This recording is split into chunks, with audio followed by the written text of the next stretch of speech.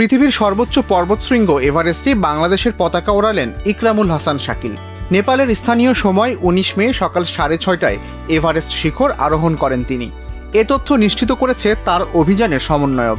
বর্তমানে শাকিল ক্যাম্প ৪-এ অবস্থান করছেন। কক্সবাজার থেকে পায়ে হেঁটে ইকরামুল হাসান এভারেস্টের চূড়ায় পৌঁছান। তার এই অভিযানের নাম C2 সামিট, অর্থাৎ সমুদ্র থেকে শৃঙ্গ। এ লক্ষ্যেই শাকিল গত ২৫ ফেব্রুয়ারি দুপুরে কক্সবাজারের ইনানি সমুদ্র সৈকত থেকে এভারেস্টের চূড়ার উদ্দেশ্যে হাঁটতে শুরু করেন। প্রায় ১৫০০ কিলোমিটার পথ পায়ে হেঁটে ২৯ এপ্রিল এভারেস্ট বেস ক্যাম্পে পৌঁছান শাকিল।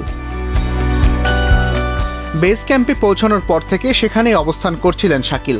মাঝে ৬ মে রোটেশনে বের হয়ে ক্যাম্প ৩ পর্যন্ত পৌঁছে আবারও বেস ক্যাম্পে নেমে আসেন। এরপর মূল অভিযানের জন্য বেস ক্যাম্প থেকে ১৬ মে ক্যাম্প ২-এ পৌঁছান শাকিল। ১৭ মে ক্যাম্প ৩ এবং ১৮ মে ক্যাম্প ৪-এ পৌঁছান। এই ক্যাম্প থেকেই ১৯ মে সামিট পুশ করেন শাকিল। ১৯ মে দুপুরেই শাকিলের অভিযানের সমন্বয়কেরা সুস্থভাবে তার এভারেস্ট আরোহণের খবর নিশ্চিত করেছেন।